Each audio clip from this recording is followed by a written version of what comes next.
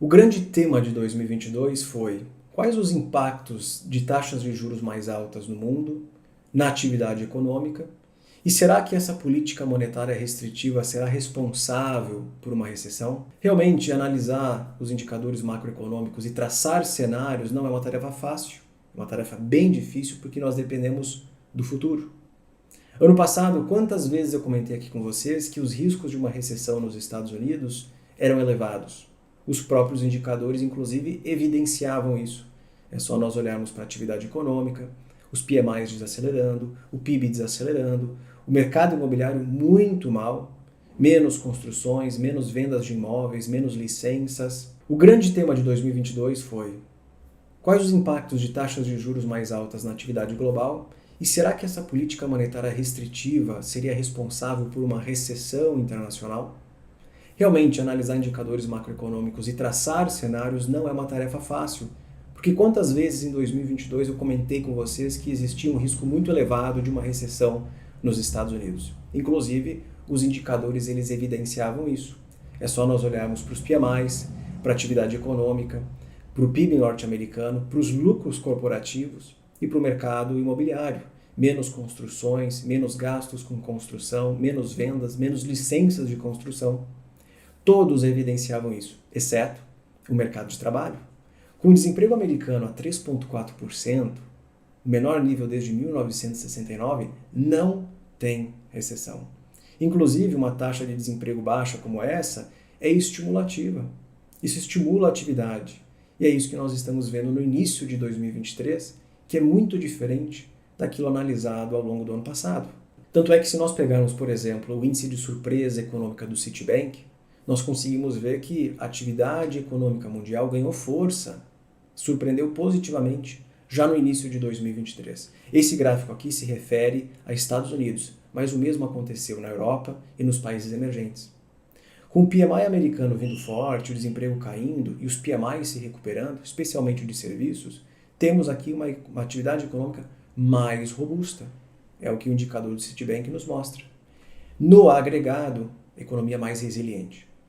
Isso aqui é ótimo porque dessa maneira o mercado supostamente desconsidera o cenário de hard landing. Se a economia está mais forte, por que ela entraria numa recessão profunda? Tanto é que esse cenário mais otimista fez com que em janeiro surgisse um cenário alternativo. Um cenário chamado de no landing, que a economia não desacelera. O landing quer dizer um avião que vai pousar, uma economia que vai pousando. Ou ela vai bater no chão com força, hard landing, ou uma aterrissagem suave. O no landing é o avião que não aterriza. Ou seja, a atividade americana está tão bem, está tão resiliente, que mesmo com o juro elevado, ela não está desacelerando. Esse é o no landing.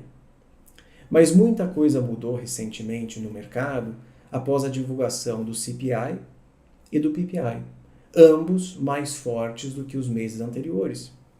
E eles estão nos mostrando que para a inflação voltar para a meta do Fed, que é 2%, não vai ser tão fácil. Mas afinal de contas, qual é a função do Fed? Não é desinflacionar a economia? É justamente isso. Mas com o desemprego baixo e a atividade ganhando força e as condições financeiras mais expansionistas, é mais provável que isso não acontecerá. Já comentei aqui várias vezes que o que tem acontecido com as condições financeiras é estimulativo e é inflacionário. Isso está se concretizando nesse momento. Logo, se a economia está ganhando força, ganhando ímpeto e a inflação se mostra pegajosa, persistente, o trabalho do Fed ainda não acabou. Ele tem muito mais a fazer pela frente. E olha que interessante. Há um tempo atrás eu fiz um vídeo para vocês dizendo que mercado e Fed não se conversavam.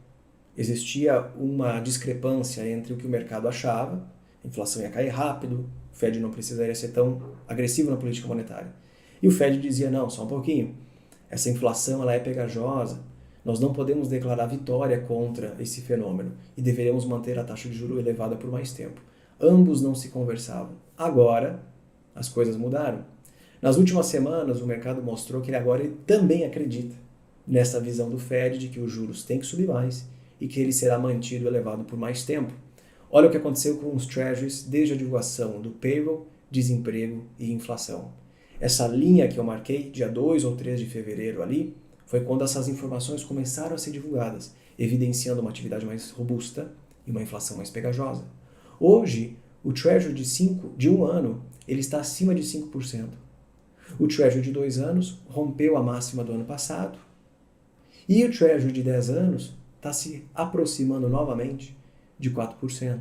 O mercado financeiro começou a comprar essa história de inflação mais pegajosa.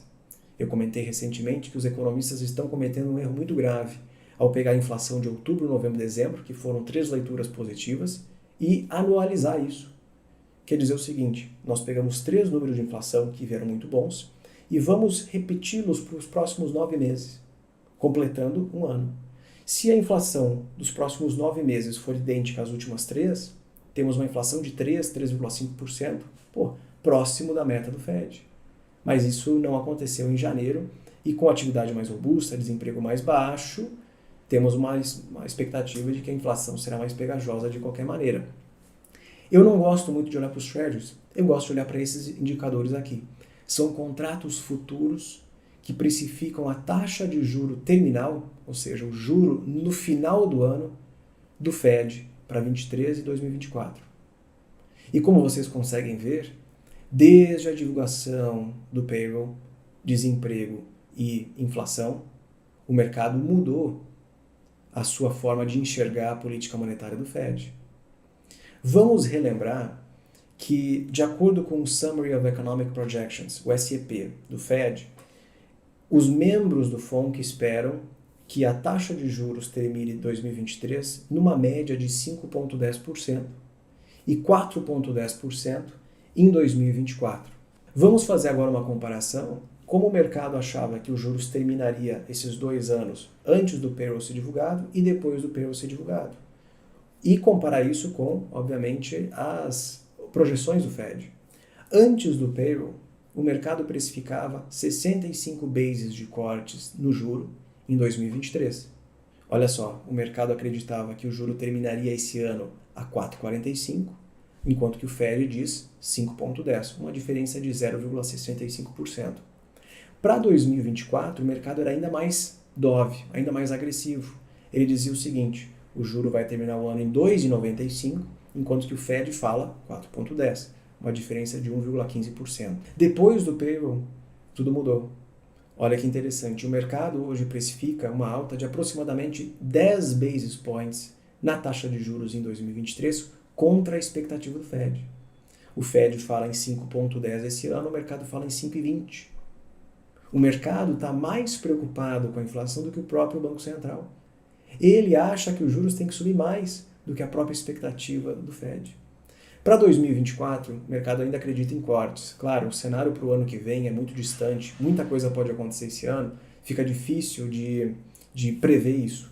O mercado acredita em 35 basis points de cortes em 24, o mercado fala em 13,75, o Fed fala em 4,10. Vocês conseguem ver como que o mercado mudou nas últimas semanas. Para resumir, os indicadores econômicos nos mostram um cenário mais construtivo para a hipótese de um soft landing ou no landing. A atividade está mais robusta, tudo bem. Só que se essa atividade mais robusta, resiliente, se traduzir em mais inflação, nós temos um problema. O Fed precisará ser mais agressivo e não sou eu que estou dizendo isso, é o mercado. Acabamos de ver a mudança na expectativa do mercado para a taxa de juros nesse ano e no ano que vem. Eu não estou falando isso, o mercado está. Com toda essa mudança de humor na curva de juros, por que o S&P 500 demorou tanto para precificar esse novo cenário? Aqui nós temos uma imagem que ficou muito famosa em 2022, que é uma comparação entre o S&P 500, é a linha vermelha, e a taxa de juro americana na linha branca invertida.